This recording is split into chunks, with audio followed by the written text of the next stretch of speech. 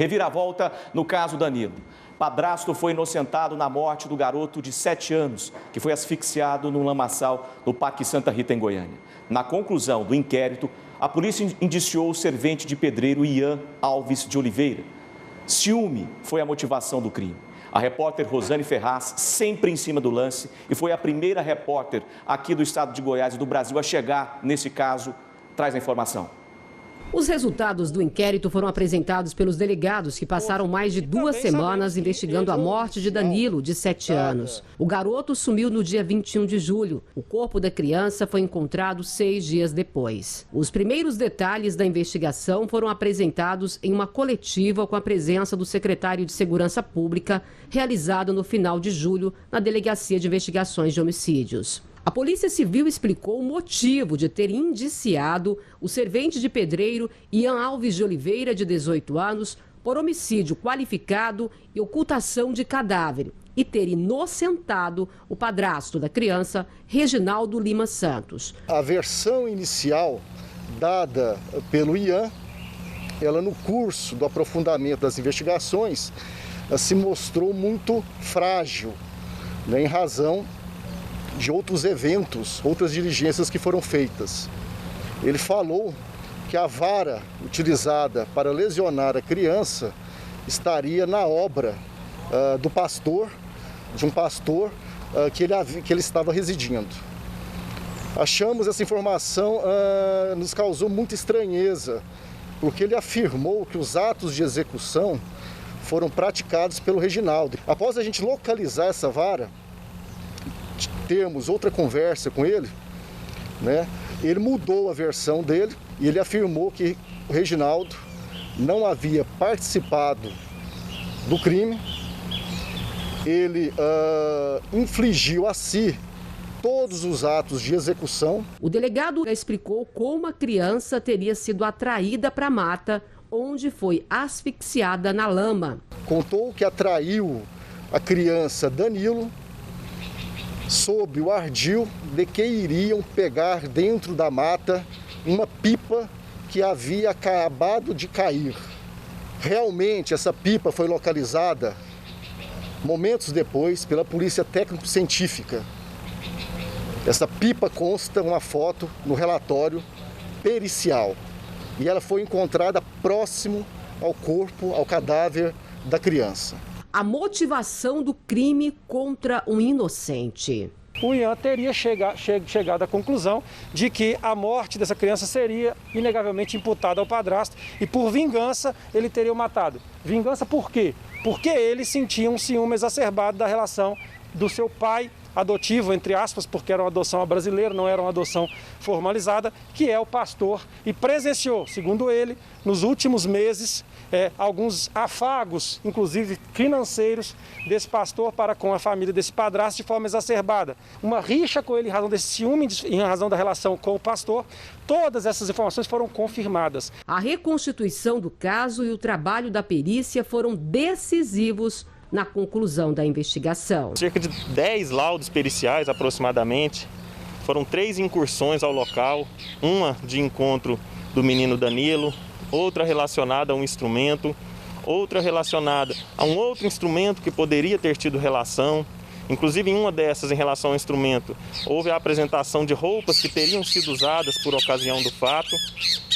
E tudo isso, no momento da reprodução simulada, veio a se somar e veio a convergir para os depoimentos que foram prestados pelo suspeito Ian até o momento. Inocentado de qualquer suspeita, desde o início, Reginaldo alegava inocência, como foi mostrado pelo jornalismo da TV Serra Dourada várias vezes, no Parque Santa Rita. Eu jamais fiz alguma coisa com ele, sou inocente, isso aí, uma hora ou outra, quando ele aparecer, vai ser provado. E também ao ser apresentado como suspeito pela Polícia Civil. Eu sou inocente, gente, eu sou inocente.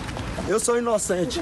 Jamais faria isso com a criança. Nesta entrevista concedida ao jornalismo da TV Serra Dourada, com exclusividade, o advogado de Reginaldo diz que ele já sabe que não foi indiciado. A defesa teme pela vida dele, mesmo após ser inocentado. Segundo o advogado, o padrasto contribuiu com a investigação desde o início, o tempo todo. Protocolizamos aqui na Delegacia de Homicídios pedidos para que o Reginaldo, oferecendo material genético do Reginaldo, oferecendo quebra de sigilo telefônico do Reginaldo.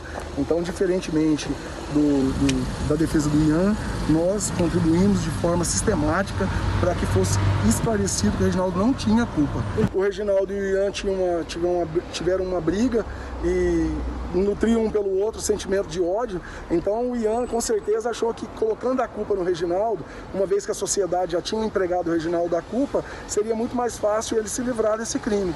O advogado de defesa informou que Reginaldo continua na Delegacia de Homicídios, só que em um local isolado por medida de segurança. A expectativa é que ele seja solto assim que o Ministério Público se pronunciar sobre o caso.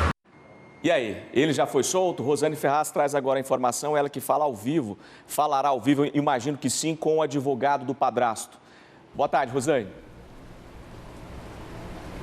Boa tarde, Lucílio. O Reginaldo continua aqui na Delegacia de Homicídios, como disse, é uma cela isolada por medida de segurança. Há pouco nós presenciamos o Ian deixar aqui a Delegacia de Homicídios para uma carceragem da Delegacia de Capturas, que fica também aqui no complexo de delegacias especializadas. Eu estou sim aqui ao lado do advogado do Reginaldo, o seu José Patrício Júnior. Doutor, qual a expectativa para a saída dele, para que ele seja solto? Nós estamos esperando tão somente a decisão do Tribunal de Justiça, que deve sair até no mais tardar amanhã. Delegado, queria que você explicasse também essas provas periciais, quais foram os pontos aí contundentes que comprovaram que Reginaldo era inocente. A polícia, ela teve condições de saber isso no início ou não? Não, no início era praticamente impossível, porque ainda não tinha elementos de prova ainda, a perícia ainda não tinha feito o trabalho, então isso só foi possível através do trabalho pericial, através dos nossos pedidos. Nós, desde o início, acreditávamos na inocência do Reginaldo, protocolizamos aqui junto à Delegacia de Homicídios um pedido para quebra de sigilo telefônico, para que fosse fornecida a hebe, para provar o exato local que o Reginaldo se encontrava. Ofertamos também o material genético do Reginaldo, que foi possível confrontar com o material apreendido na residência pelo Ian, o material que o Ian apontava como sendo o objeto do crime, e tudo isso foi... Confirma que há uma imagem que mostra o padrasto em outro local, ele estava na saída, exatamente onde ele já havia dito. Infelizmente, a folha penal do Reginaldo não foi muito favorável e acabou dando elementos para que o Ian colocasse ele nessa cena do crime. Quais são os próximos passos da defesa? Nós estamos agora aguardando o Tribunal de Justiça se manifestar, decidir sobre a soltura do Reginaldo, e posterior a isso nós vamos estar entrando com um processo também contra o Ian por denunciação caluniosa. Além do crime de matar o menino Danilo, ele também cometeu um crime em acusar o Reginaldo, e ele vai pagar por isso também. Ok. Muito obrigada ao senhor pelas informações. Obrigado. Tá? Sucesso aí. Agradeço. Voltamos com vocês aí no estúdio. Ok. Obrigado, viu, Rosane, pelas informações. Nós temos, inclusive, o depoimento da avó da criança, isso depois de toda essa reviravolta no caso Danilo. Vamos conferir. Se não deve no caos, né? A gente tem ali, né? A senhora sentiu aliviada? Sim. Apesar de ter perdido seu bisneto, né? Bisneto, né? A senhora, ao ver o padrasto sendo inocentado, a senhora ficou mais tranquila? Isso. E o que a mãe diz? Agora eu não sei, né? Não sei. A senhora acreditava que esse vizinho aí, desafeto do Reginaldo, poderia cometer uma crueldade como essa? Eu faço, eu nem conhecia nenhum, minha filha, né? Eu cheguei aqui agora no muito triste, mês de junho, né? Aí não conhecia nem outro, que a gente não tinha comunicação, né? Vocês ficaram surpresos com tudo isso que aconteceu? Ficou surpreso com isso aí. Muito triste, né? Muito triste, né? A crueldade que ele fez, né? É o vazio, né, Luciana, que fica agora da família, a avó, a mãe. É uma criança que tinha um futuro todo pela frente, morrer de maneira tão cruel, tão bárbara, e de pensar que a justiça nesse país é uma justiça de faz de conta, que nem sempre o assassino vai pagar quando deve pagar. Isso é mais triste, né? É lamentável, né? O sofrimento dessa família, a humildade dessa avó em relatar a dor, nada vai trazer essa criança tão inocente de volta. E a gente vai continuar acompanhando e mostrando aqui para os nossos telespectadores, inclusive, a saída do padrasto que foi considerado inocente pela própria Polícia Civil.